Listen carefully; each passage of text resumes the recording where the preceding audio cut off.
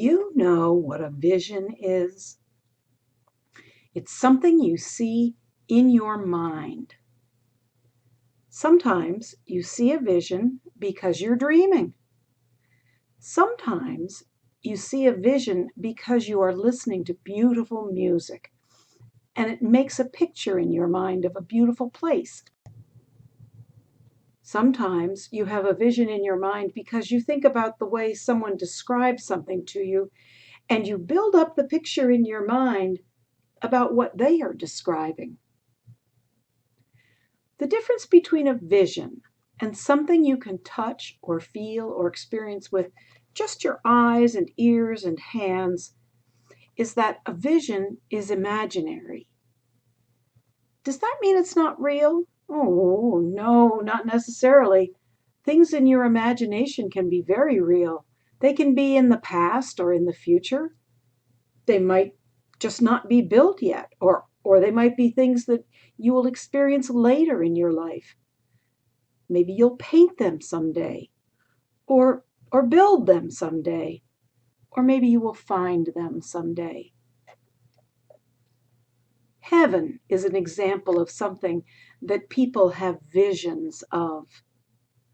Heaven has been described in the Bible in many ways by many different people. They may have used their imagination to build a vision of heaven, but many people work very hard to bring their vision of heaven into our world to benefit everyone. Some people paint their visions of heaven so that other people will be inspired to share their vision. Some people imagine heaven as something they expect to see someday. Let's look at some examples of visions of heaven that people have described in the Bible. The first mention of heaven is when God creates the heavens and the earth in Genesis chapter 1.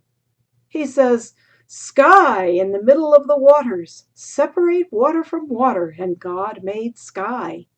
He separated the water under sky from the water above sky, and there it was. He named sky the heavens. Wow. Another vision of heaven is from the Old Testament of our Bible. It's described by Jacob. He was running away, you remember, from his brother Esau, who wanted to kill him. When he found a place to sleep and he put his head down on a rock, he fell fast asleep. He had a very clear dream that he remembered and described. It was a dream in which he saw a stairway like a ladder resting on the earth, with its top reaching into heaven.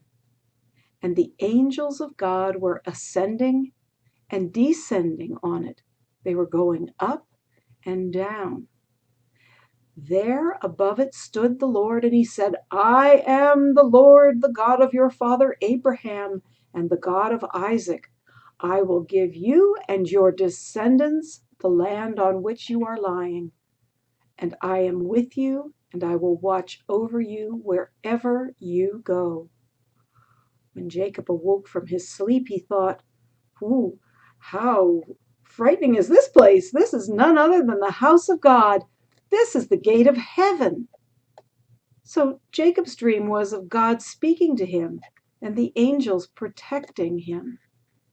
He had a vision that he had found a place where heaven and earth touched each other, a gateway into heaven.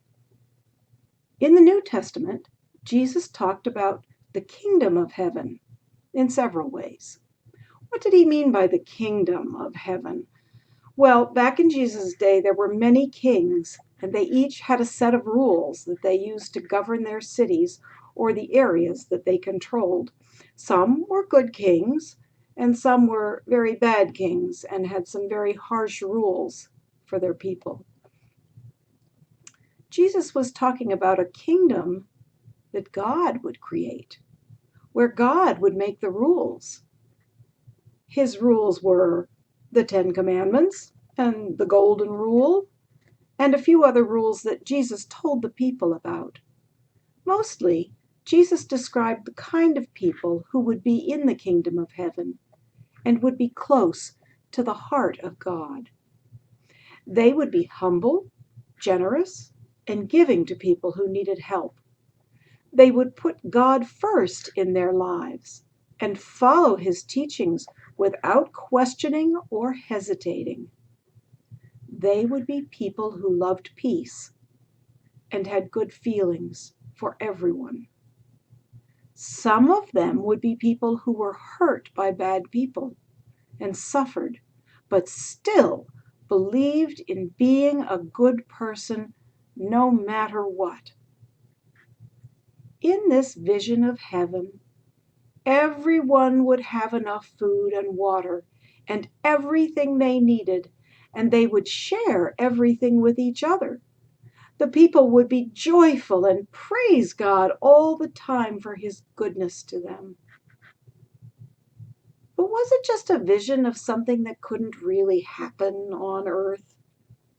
No, Jesus wanted everyone to behave on earth the way God, his Father in heaven, wanted people to behave in heaven.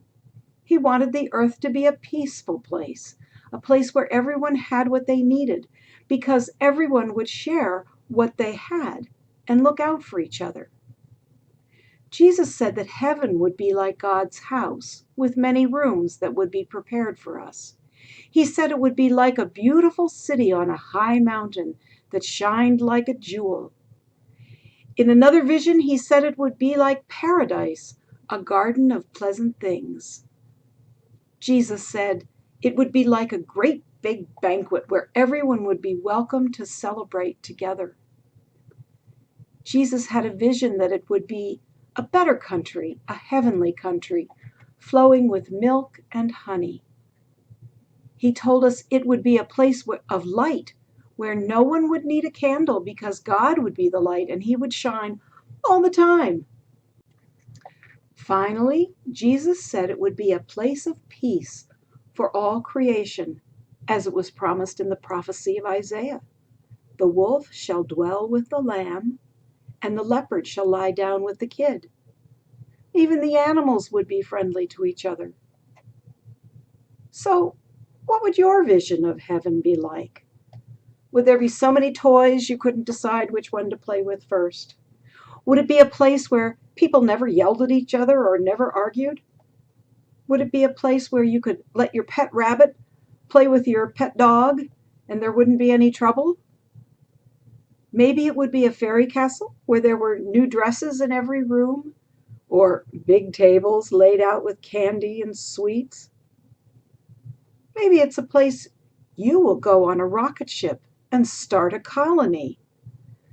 Just remember to take a Bible with you so you can remember the rules to be kind and generous. And take Jesus with you too, because he's the best friend you will ever have. Remember to stay in touch with God and say your prayers so that you will always know the right thing to do. I guess we didn't exactly decide where heaven is, unless we can say that it's wherever you have a vision in your heart and in your mind that is more or less shared by other people who believe in God. Wherever people are able to live their lives like Jesus and to encourage other people to do so also, you will find a little piece of the kingdom of heaven. In my vision, someday, we will all live in heaven together like one big, happy family. Thanks for listening.